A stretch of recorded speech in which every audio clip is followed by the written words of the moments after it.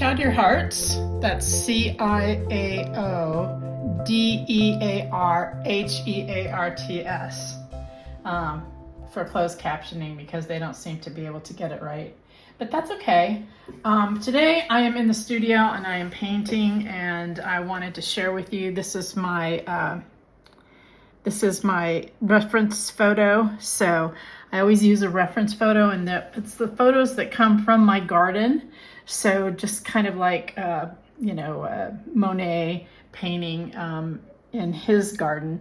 So I decided I might as well be painting in mine too. So I roughed this all out, and now I am just putting down the color. And the way I work is I usually find a center focal point and start from there, because everything else comes around that focal point. So, and one of the things I wanted to tell you is that before I got into mixed media, I was a colored pencil artist and I was a painter. And so to me, this is just, this is coming back to what I've always done, is a little bit of painting. So I just thought you would want to see kind of where I am. I am just getting it, a little bit, trying to get the center focus done, and trying to get all the elements in here, and then I can create some kind of depth. So this is what I'm up to today, just painting in the studio. We'll see you tomorrow. Hi, dear ones. Welcome back to my studio. For those of you who don't know, I am Katerina Giglio, and I am a professional artist, and my sweet husband, Don, is behind the camera. And thanks for joining us today with another week's worth of artwork. If you haven't subscribed, please do that. And we're so appreciative of you viewing our channel. So today I'm working on the Tiny Morris book, and I think I've showed it to you before. I'm pretty sure I did. Anyway, I wanted to give you a little flip through to see where I am with this. I've got a little pocket going there, some stitching here. This is a page that I absolutely love. And then I found these wonderful old bits off an old book, and I just couldn't throw them away. I thought they had to go in here. And then this page is, I think this is so yummy. It's got such great texture. And this is another one of those little book pages that I stuck in here. I wanted it to be full of texture and just really lovely. So I thought I would start by showing you how I did this. So I started stitching this. I've got it stitched into the cover, and then I'm going to put a bead on from the other side so that I can hold it in place, because it needs a bead on both sides. So this will go here, and then that will stop it from moving. And now I'm going to go through, pierce the little tie, the velvet tie, which I absolutely love. And I think I'm gonna go back in here again. Yeah. So I want it to be secure enough to be able to tie it, that's for sure. And you don't have to go through the bead every single time, but you do have to make sure that it's secure. So go back in and then around. Now the bead will probably turn, but you're not gonna worry about that at all. And then I'm going to put the bead on the other side and go back through it again. If I can find a little hole.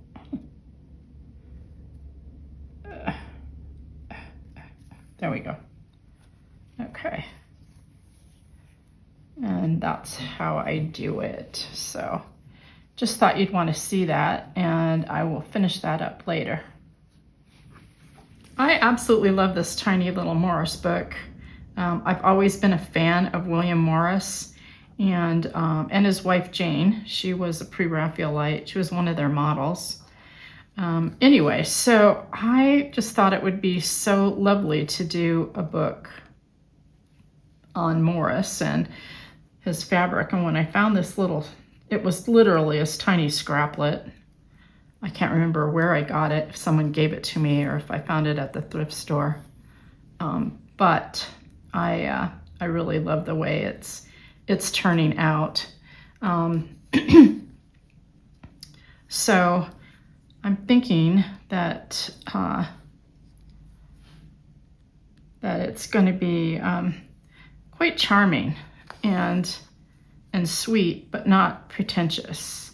And his work was just so controlled and so beautiful. I just think it's just so gorgeous. So I thought these went with it quite well, even though it's a completely different thing, right? It's from a child's book, but I think the juxtaposition is really nice.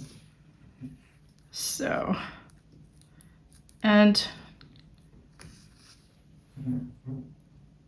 so I'm gonna stop it right here and give a little stitch in the back. There, we'll tuck that in.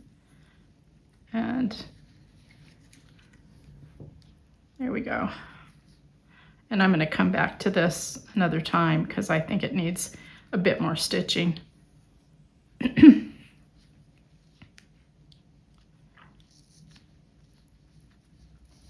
So this little book is made up of all different kinds of fabrics, and I have tea-dyed and stitched, and I love the differences in the tea dyes, and I'm really a fan of gray and white, black, and I think it looks pretty yummy. So I just love the little marks that came from the tea dye, and I just thought I would come back here and do some more stitching on this. And it's just going to be another little stitch book, and I'm really enjoying those right now. It just seems like stitching really helps me not only to focus, but it also it's meditative and repetitive, yes, but it also makes me feel kind of secure and happy. And of course, it reminds me of my grandmothers who stitched, and so I love to do it. The only problem with tea dyeing fabrics is sometimes it's a little hard to stitch through, especially if you're using thicker threads. And this is obviously it's an embroidery thread, and it's a 3-ply, so that's why it's a little bit harder. But I love having no agenda, and so I'm thinking that when we film tomorrow, I think I'm going to do a drawing. I started a drawing, and I want to share it with you. I think I'm going to do it tomorrow and show you a couple of things about erasing, and so I think that'll be fun. And then I've got some other things that I want to share with you too this week. So a whole week's worth of work, and we'll see you next time. Ciao dear hearts, welcome back to my studio. Today is Wednesday, and I am drawing in the studio, and so I wanted to share the drawing with you.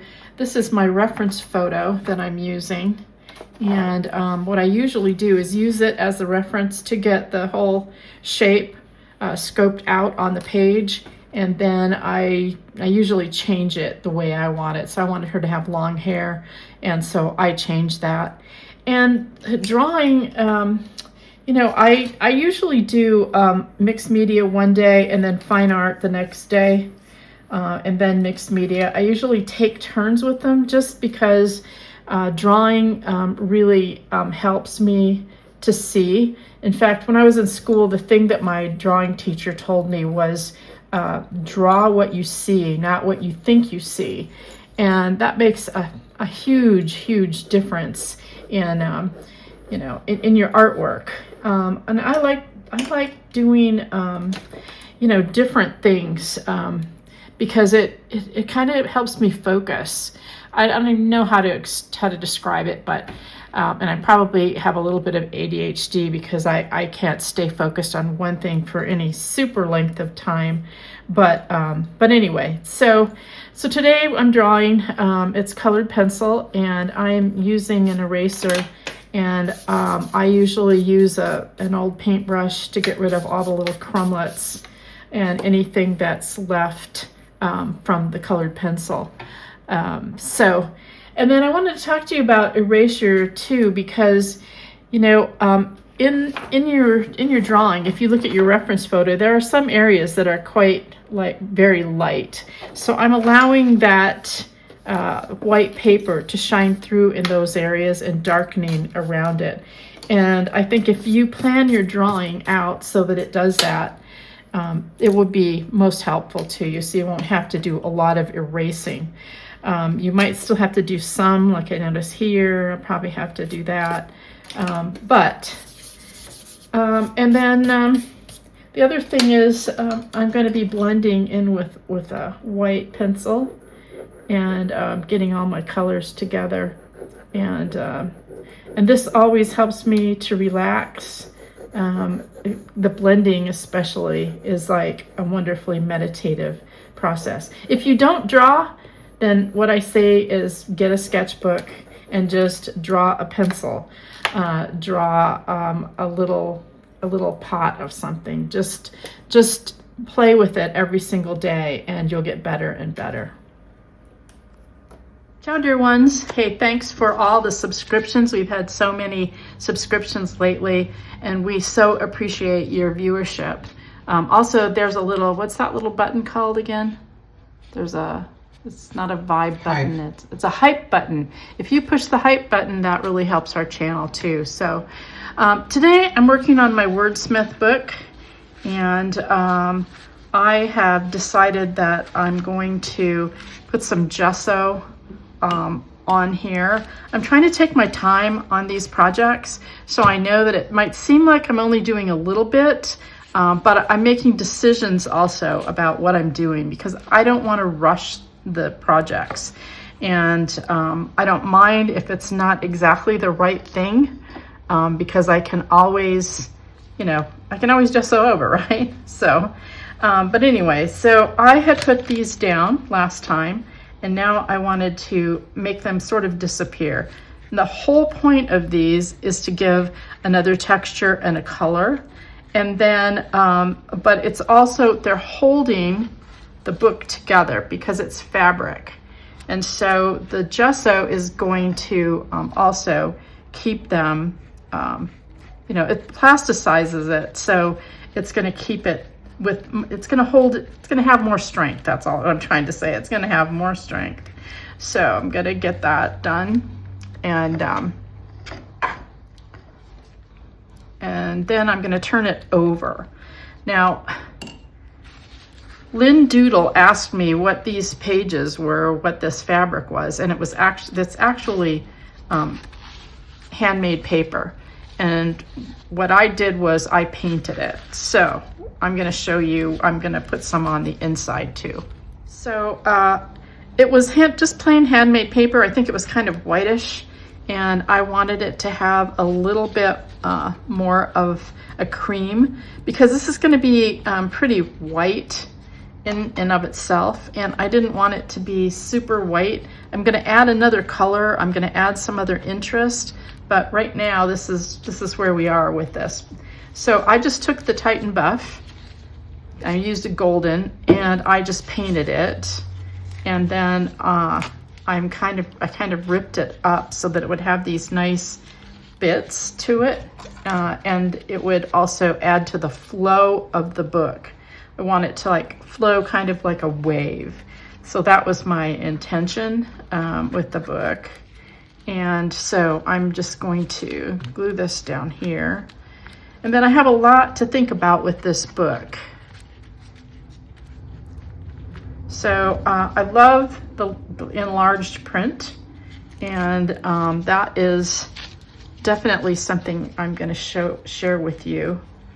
I think I'm going to put this, maybe I'll put it here. Yeah. So I'll share that with you and show you what I'm talking about. So I know that some of these are going to, some of these, the prints are going to go into the background. So eventually this will be darker on top. And so I'm going to have it a little bit whiter once I get these pieces in here. So that's kind of my plan for this, and I just wanted you to know that that's partly why I'm taking such a long time. I mean, usually when I create some art, it's that I'm really spending time thinking about it and trying to decide what I'm going to do and where I'm going to go. So that's what's happening here. So these pieces are going to go on top, and so it'll be like a shadow underneath and then a darker print on top, and I just have to decide where they're going to go, and I'll get to that. But that's all for today. I'll see you tomorrow. Oh, and I wanted to let you know that tomorrow we're going to start a new project. I'm going to share with you how to create a textured zine, so that'll be fun. So we'll see you on Friday, tomorrow. Ciao, dear hearts. Welcome back to the studio. Today is Friday, and it's the last day of this video shooting. And I am going to make another book today. We're going to make a zine, but it's going to be a very textured zine. My friend Terry Garrett, if you don't follow him, it's Terry and then Garrett, Garrett. And you can look him up on Instagram or whatever, but he makes these gorgeous zines, and I've always loved them. And I thought, well, why can't I make one, but make it really textured? So if you've been making these, maybe you'll want to watch this video too, because I think it's going to be really interesting. But anyway, love his work. So yesterday I decided to make the template. And then I decided what I wanted to do was to create a color palette. So I played with some colors, and I decided that I want to do these colors. So it's actually, I know it looks gray, but it's actually Payne's gray. So it's quite blue and then black, but we're going to put a resist on it first. So we're going to do that in just a minute. I just wanted to share it with you. And then I made a new one. And I love the rough edges. Isn't that yummy? So I think it's going to be a really, really gorgeous book. So I'm using cotty paper. And like I said, if you don't have a template, you'll want to look it up. It's quite a few folds, and then you cut the top. And so then what we'll end up doing is we will glue the insides together, and we will have our book. And the cotty paper is right here. It's cottypaper.com. You can get it from them. And I like the big sheets. I like the smaller sheets. I just love it. It has a really good rag content, so you can stitch through it. You can really abuse it, and that's what I love. But so we are going to put some a resist down, and I'm just going to use gel matte medium. So we're going to start that right now. Just using regular gel matte medium, and we want to have just a tiny bit of water because we want it to be very fluid. And I have opened this up because this is going to be the front side, and I am going to, let's see, what I want to do is make sure, I want to make sure that I have the front cover. So that's going to be my front. So there you go. So all this pre-planning, and you could just do it and not have any plan. But sometimes I like to have plans. So I'm going to just start with my gel matte medium, and I'm just going to do some dots on this page, and then maybe a circle or something. I'm just going to play with it. If you haven't seen my resist videos, you can go back on YouTube and look for them. Just go to my page, and it will say videos and click videos, and then you can see everything that I've done if you haven't already done that. So, and I wanted to have some white show up in this book. I like that blank space. So we're just going to keep doing this, and then we'll come back after it's dried, and I'll show you what we've got. So it's completely dry now, and I used my hair dryer to get it to dry. And I am just using the Payne's Gray, and I dipped it in there and then some water because I want it to be a little more like watercolory. You know, I didn't want it to be too heavy and thick. I want to be able to see what I put down here, and you know, I want to be kind of hesitant about the color to begin with, which I always think is a good thing if you're paying attention to what you're doing, to see.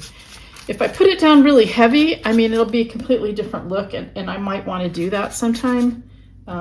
You know, I think that would be fun too, but right now I really like this like watercolory effect, and I love the way the resists look. So it gives us a white,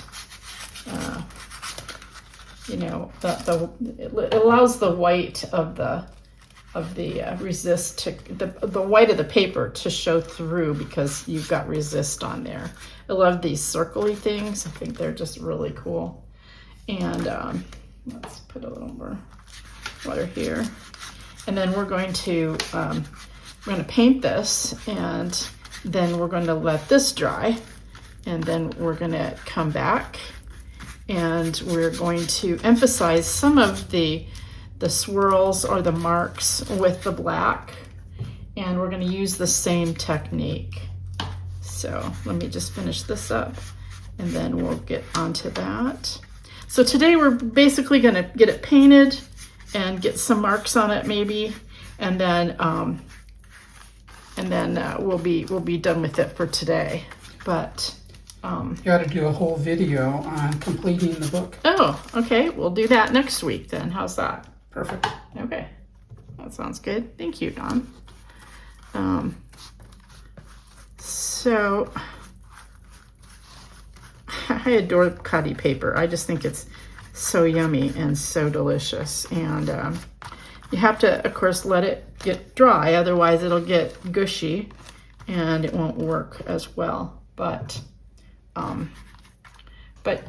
definitely, I love it. I just think it's very, very good for artwork, especially mixed media. I think it probably is in my favorites, that and mixed media, of course. You can't go wrong with mixed media. Okay, I think we are at a place where I'm gonna let it dry now. So I am now putting down the second layer of this Payne's Gray. It just seemed way too light to me, and I wanted it to be just a little bit darker and a little bit richer. And then I'm also going to start smearing some black, some carbon black.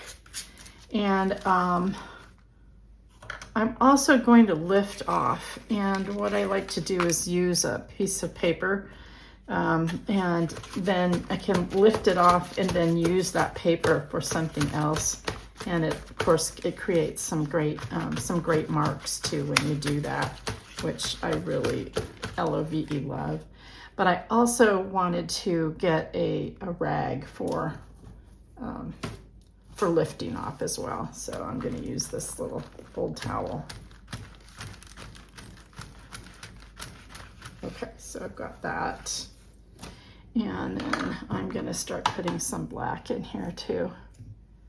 So, okay.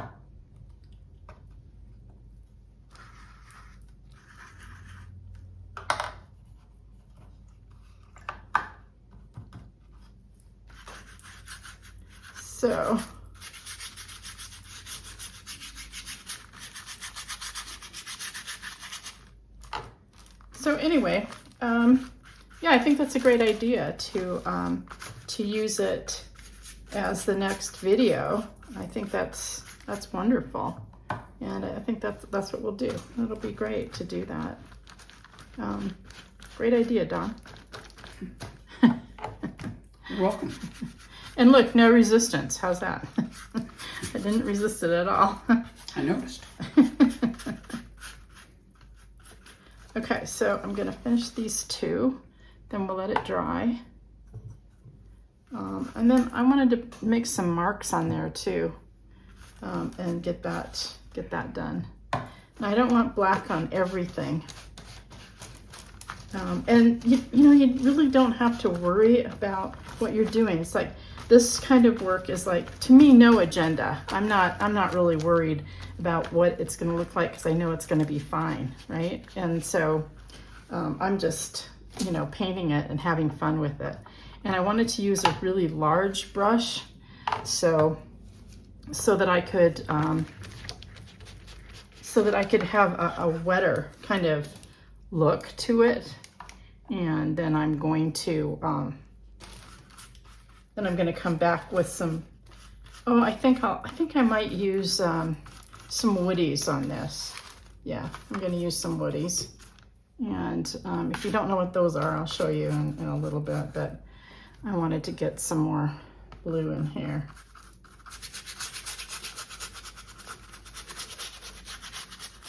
Okay, we're going to let this dry, and then we'll be back. So I am working wet on wet. This is a woody Stabilo, and I love these. I think they're really fun. They make me feel like a little kid, and who doesn't want to feel young again, right? So I'm going to put a little bit of this in here, and then of course they're water soluble, so I'm going to kind of blend those in. Now I have a lot of plans for this, so it's going to have to dry, and then next week we'll come back and we will, you know, I'm planning on probably probably stitching it. So I'll give you a little bit of look as to what it's going to look like. We'll put it like this, like this. Where's my front page? It might be here. Now don't worry if it separates like this. We're going to come back and we'll refold it as it's still damp. But basically, that's the beginning of our book. And so, we're at time, so we're going to say ciao for now. We'll see you next week.